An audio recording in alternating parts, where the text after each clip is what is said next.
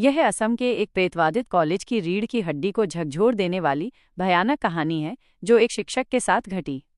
Professor Devraj, एक शांत, तार्किक और संशयवादी इतिहास के प्रोफेसर। अंजलि, एक रहस्यमय स्थानीय छात्रा जो प्राचीन असमिया लोक कथाओं में रुचि रखती है। श्रीधर, कॉलेज का पुराना चौकीदार जो अंधविश्वासों में विश्वास करता है। प्राचीन आत्मा बाय जीव, कहानी का रहस्यमय विरोधी।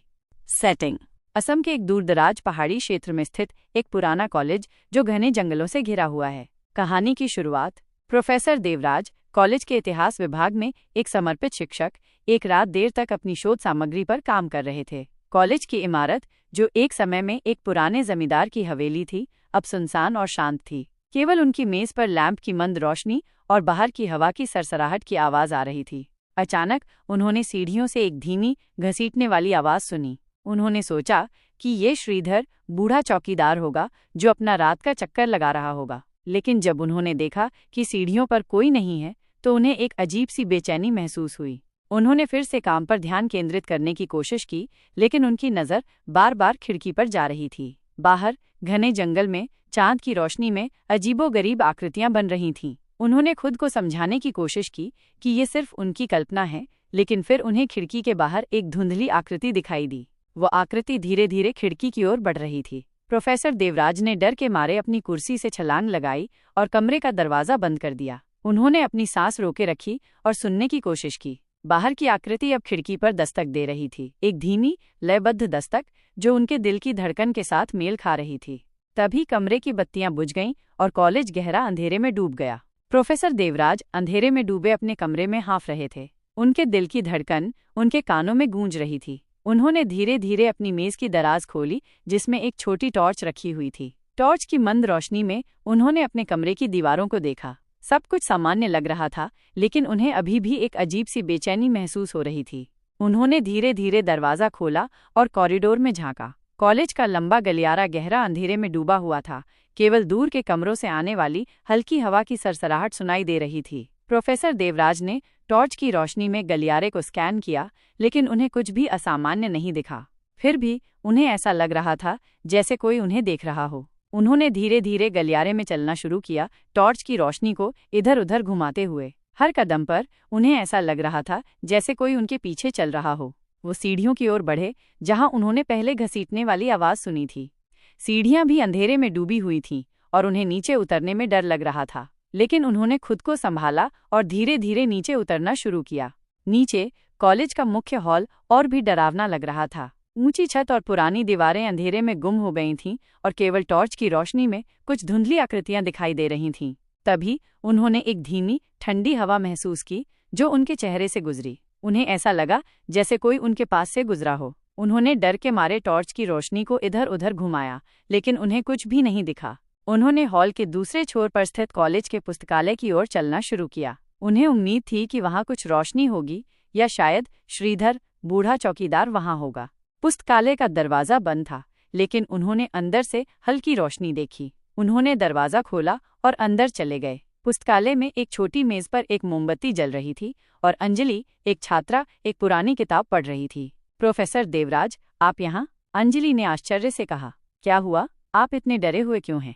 प्रोफेसर देवराज ने अंजलि को अपनी रात के अनुभव के बारे में बताया। अंजलि ने ध्यान से उनकी बात सुनी और फिर कहा, मुझे लगता है कि आप सही हैं। कॉलेज में कुछ अजीब हो रहा है। तुम्हें कैसे पता? प्रोफेसर देवराज ने पूछा।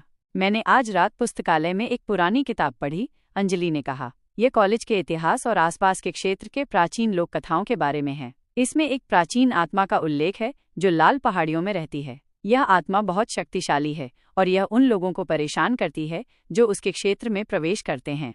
क्या तुम कह रही हो कि ये आत्मा कॉलेज में है? प्रोफेसर देवराज ने पूछा। मुझे लगता है कि ऐसा हो सकता है, अंजलि ने कहा। कॉलेज एक पुराने जमींदार की हवेली पर बनाया गया है और ये हवेली उस आत्मा के क्षेत्र में स्थित है। यह सब बहुत अविश्वसनीय लगता है, प्रोफेसर देवराज ने कहा। मैं एक वैज्ञानिक हूँ और मैं अंधविश्वासों में विश्वास नहीं करता। मैं समझती हूँ, अंजलि ने कहा, लेकिन मैंने आज रात कुछ अजीब चीजें देखी हैं। मुझे लगता है कि हमें इस आत्मा के बारे में और जानने की जरूरत है। ठीक है, प्रोफेसर देवराज ने कहा, लेकिन हम ये कैसे करेंगे? हम पुस्तकालय में और किताबें पढ़ सकते हैं, अंजलि ने कहा, और हम श्रीधर से भी बात कर सकते हैं। वो कॉलेज के बारे में बहुत कुछ जानता है। प्रोफेसर देवराज सहमत हो गए। उन्होंने और अंजलि ने पुस्तकालय में और किताबें पढ़ना शुरू किया और उन्होंने श्रीधर को भी बुलाया। श्रीधर ने उन्हें कॉलेज के इतिहास और आसपास के क्षेत्र के बारे में कई कहानियां सुनाईं। उन्होंने उन्हें बताया कि कॉलेज में कई रहस्यमय घटनाएं हुई हैं और वो मानता है कि कॉलेज शापित है। मुझे लगता है कि हमें कॉलेज को छोड़ देना चाहिए, श्रीधर ने कहा। ये जगह खतरनाक है। नहीं, अंजलि ने कहा, हमें इस आत्मा को रोकने की जरूरत है। हमें ये पता लगाना होगा कि ये क्या चाहती है और इसे कैसे शांत करना है। प्रोफेसर देवराज ने अंजलि की बात से सहमति जताई। उन्होंने फैसला किया कि वे कॉलेज में रहेंगे और आत्मा के रहस्य को उजागर करेंगे।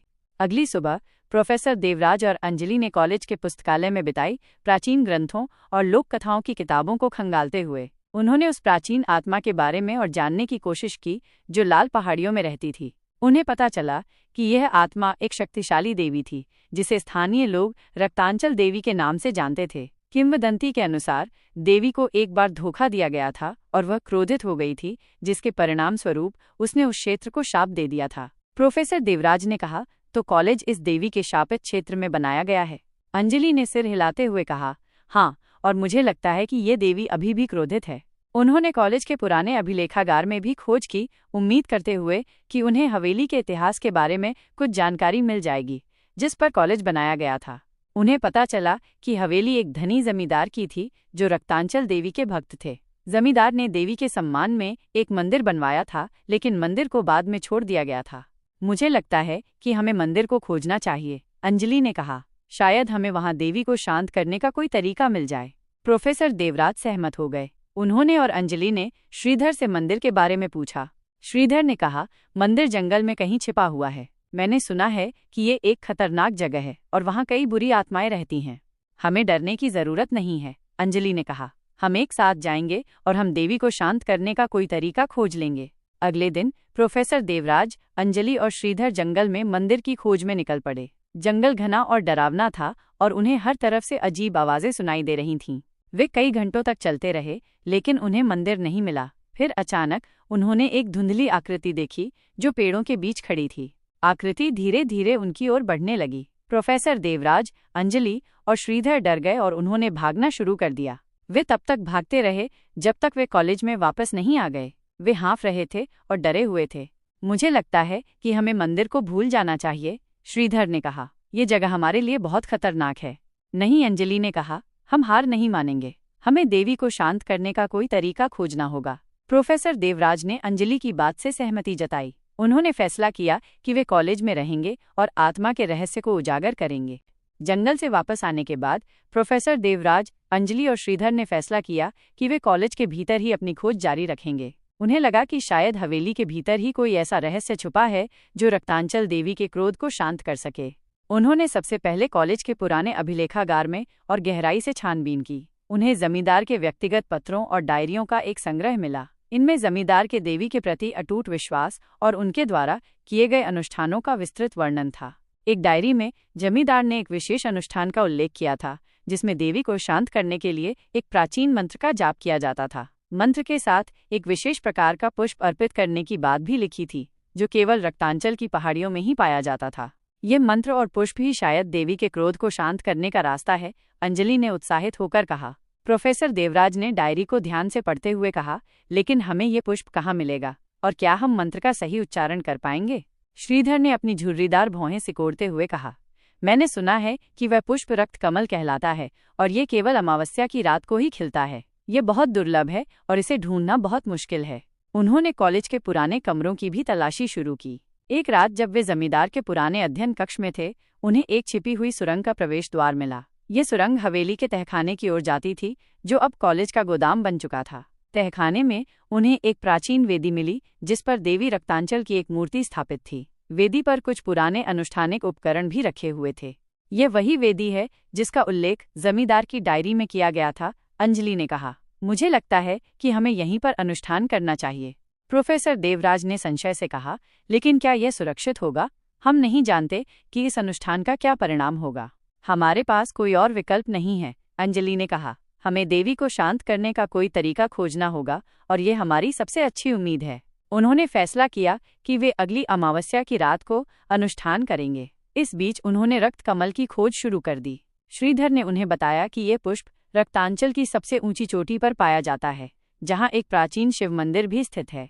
अमावस्या की रात से एक दिन पहले प्रोफेसर देवराज, अंजलि और श्रीधर रक्तांचल की चोटी पर चढ़ने के लिए निकल पड़े। चढ़ाई कठिन थी और उन्हें कई खतरों का सामना करना पड़ा, लेकिन वे दृढ़ थे और वे रक्त कमल को खोजने के लिए दृढ़ संकल्पित थे। अंततः वे शिव मंदिर तक पहुंच गए। मंदिर खंडहर हो चुका था, लेकिन इसकी भव्यता अभी भी स्पष्ट थी। मंदिर के पास उन्होंने एक छोटा सा तालाब देखा, जिसमें कुछ लाल रंग के पुष्प खिले हुए थे। ये रक्त कमल है, अंजलि ने खुशी से चिल्लाते हुए कहा। उन्होंने सावधानी से पुष्पों को तोड़ा और उन्हें अपने साथ ले लिया। फिर वे कॉलेज में वापस आ गए और अनुष्ठान की तैयारी शुरू कर दी। अमावस्या की रात आ गई। कॉलेज के पुराने तहखाने में, जहां प्राचीन वेदी स्थित थी, एक अजीब सी खामोशी छाई हुई थी। प्रोफेसर देवराज, अंजलि और श्रीधर ने वेदी को साफ किया और उसे रक्त कमल के पुष्पों से सजाया। उन्होंने जमींदार की डायरी में लिखे मंत्रों को याद किया और उन्हें धीमी आवाज में दोहराना शुरू किया। मंत्रों की गूंज तहखाने की दीवारों से टकराकर वापस आ रही थी, जिससे एक अजीब सा माहौल बन रहा था। मोमबत्तियों की लौ हवा में झूल रही थी, जिससे दीवारों पर छायाएं नाच रही थीं। अचानक तहखाने में तापमान कम होने लगा। एक ठंडी हवा का झोंका आया और मोमबत्तियां बुझ गईं। अंधेरे में प्रोफेसर देवराज, अंजलि और श्रीधर ने एक अजीब सी उपस्थिति महसूस की। क्या ये देवी है? अंजलि ने फुसफुसाते हुए पूछा। तभी वेदी के पीछे की दीवार पर एक धुंधली आकृति दिखाई दी। आकृति धीरे धीरे स्पष्ट होने लगी और उन्होंने देखा कि यह एक महिला की आकृति थी, जिसके चेहरे पर क्रोध और पीड़ा के भाव थे। तुमने मेरे क्षेत्र में घुसपैठ की है, आकृति ने एक गहरी, गूंजती हुई आवाज में कहा। तुमने मेरे मंदिर को अपवित्र किया है। प्रोफेसर देवराज ने डरते हुए कहा, देवी, हम आपको परेशान करने के लिए नहीं आए हैं। हम केवल आपको शांत करना चाहते हैं। मुझे शांत करने के लिए? देवी ने व्यंग्य से कहा। तुम जानते भी हो कि तुमने क्या किया है। तुमने मेरे साथ विश्वासघात किया है।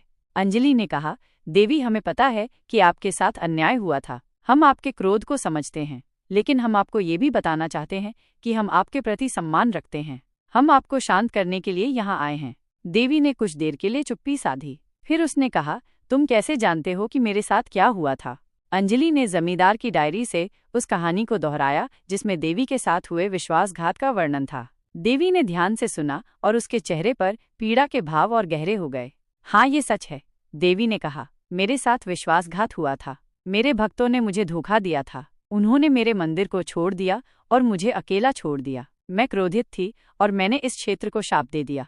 देवी, हम समझते हैं कि आप क्रोधित थीं, अंजलि ने कहा, लेकिन अब समय आ गया है कि आप अपने क्रोध को त्याग दें। आप इस क्षेत्र को शाप देकर खुद को और दूसरों को पीड़ा दे रही हैं। देवी ने कुछ देर के लिए सोचा। फिर उसने कहा, तुम सही कह रही हो। मैं अपने क्रोध से थक गई हूँ। मैं शांति चाहती हूँ। अंजलि ने कहा, देवी, हम आपको शांति दिलाने में मदद कर सकते हैं। हम आपके लिए एक अनुष्ठान करेंगे, जिससे आपका क्रोध शांत हो जाएगा। देवी ने सहमति जताई। प्रोफेसर देवराज, अंजलि और श्रीधर ने जमींदार की डायरी में लिखे मंत्रों का जाप किया और रक्त कमल के पुष्पों को वेदी पर अर्पित किया।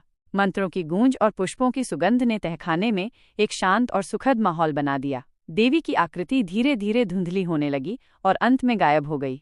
तहखाने में शांति छा गई। प्रोफेसर देवराज, अंजलि और श्रीधर ने राहत की सांस ली। उन्होंने महसूस किया कि देवी का क्रोध शांत हो गया है। देवी रक्तांचल के शांत होने के बाद कॉलेज में एक अजीब सी शांति छा गई। वह भयानक सन्नाटा, जो पहले हर कोने में गूंजता था, अब मधुर शांति में बदल गया था। रात में सुनाई देने वाली डरावनी आवाजें गायब हो गईं और छात्रों और शिक्षकों के चेहरे पर भय की जगह सुकून ने ले ली। प्रोफेसर देवराज और अंजलि ने एक साथ मिलकर कॉलेज के इतिहास और रक्तांचल देवी की कहानी को दस्तावेज किया। उन्होंने जमींदार की डायरी, प्राचीन ग्रंथों और श्रीधर के ज्ञान का उपयोग करके एक विस्तृत रिपोर्ट तैयार की। इस रिपोर्ट को उन्होंने कॉलेज प्रशासन को सौंपा, ताकि आने वाली पीढ़ियां इस घटना से सीख सकें। श्रीधर, जो कॉलेज के इतिहास का जीवित ज्ञानकोश थे, ने अपनी कहानियों और अनुभवों को छात्रों के साथ साझा करना शुरू किया। उन्होंने उन्हें बताया कि कैसे अंधविश्वास और डर ने कॉलेज को जकड़ लिया था और कैसे साहस, ज्ञान और विश्वास ने उस डर को दूर किया। अंजलि और प्रोफेसर देवराज के बीच का रिश्ता और गहरा हो गया। उन्होंने एक दूसरे में न केवल एक साथी खोजा, बल्कि एक गहरा संबंध भी महसूस किया। उन्होंने महसूस किया कि वे एक दूसरे के बिना अधूरे हैं। एक दिन प्रोफेसर देवराज ने अंजलि को रक्तांचल की पहाड़ियों पर ले गए, जहां उन्होंने पहली बार रक्त कमल देखा था। उन्होंने उस स्थान पर एक छोटा सा मंदिर बनवाया, जो रक्तांचल देवी को समर्पित था। उन्होंने स्थानीय लोगों को भी देवी की कहानी सुनाई और उन्हें बताया कि देवी अब शांत हो गई हैं और उनकी रक्षा कर रही हैं। कॉलेज में छात्रों ने एक सांस्कृतिक कार्यक्रम आयोजित किया जिसमें उन्होंने असम की लोक कथाओं, नृत्य और संगीत का प्रदर्शन किया। यह कार्यक्रम रक्तांचल देवी की शांति और कॉलेज में शांति के आगमन का प्रतीक था। कुछ समय बाद कॉलेज प्रशासन ने प्रोफेसर देवराज और अंजलि को उनके योगदान के लिए सम्मानित किया। उन्होंने उन्हें कॉलेज के इतिहास और संस्कृति के संरक्षक के रूप में नियुक्त किया। एक रात प्रोफेसर देवराज और अंजलि कॉलेज के पुराने अध्ययन कक्ष में बैठे हुए थे। खिड़की से बाहर चांद की रोशनी में रक्तांचल की पहाड़ियों की सुंदरता दिखाई दे रही थी। मुझे लगता है कि हमने एक महत्वपूर्ण काम किया है, प्रोफेसर देवराज ने कहा। हमने न केवल कॉलेज को बचाया बल्कि रक्तांचल देवी को भी शांति दिलाई। हाँ, अंजलि ने कहा, और हमने यह भी सीखा कि डर से लड़ने के लिए ज्ञान और विश्वास कितना महत्वपूर्ण है। और हमने ये भी सीखा कि हम एक दूसरे के बिना अधूरे हैं, प्रोफेसर देवराज ने कहा। अंजलि ने मुस्कुराते हुए प्रोफेसर देवराज का हाथ थामा। उन्होंने एक दूसरे की आंखों में देखा और उन्हें पता था कि वे हमेशा एक दूसरे के साथ रहेंगे। कॉलेज अब एक नई शुरुआत कर रहा था। छात्रों और शिक्षकों के चेहरे पर मुस्कान थी और कॉलेज में एक सकारात्मक माहौल था। रक्तांचल देवी की शांति ने कॉलेज को एक नया जीवन दिया था। कहानी का अंत: रक्तांचल की पहाड़ियों में स्थित वो पुराना कॉलेज अब शांति और ज्ञान का प्रतीक बन चुका था। प्रोफेसर देवराज, अंजलि और श्रीधर ने मिलकर एक ऐसी कहानी लिखी जो आने वाली पीढ़ियों को प्रेरित करती रहेगी। ये कहानी बताती है कि कैसे साहस, ज्ञान और विश्वास से किसी भी डर को दूर किया जा सकता है और कैसे शांति और प्रेम से किसी भी घाव को भरा जा सकता है। और इस तरह रक्तांचल का साया हमेशा के लिए दूर हो गया। आपको ये कहानी कैसी लगी? और इसी तरह की और कहानियां सुनने के लिए हमारे चैनल को सब्सक्राइब करें।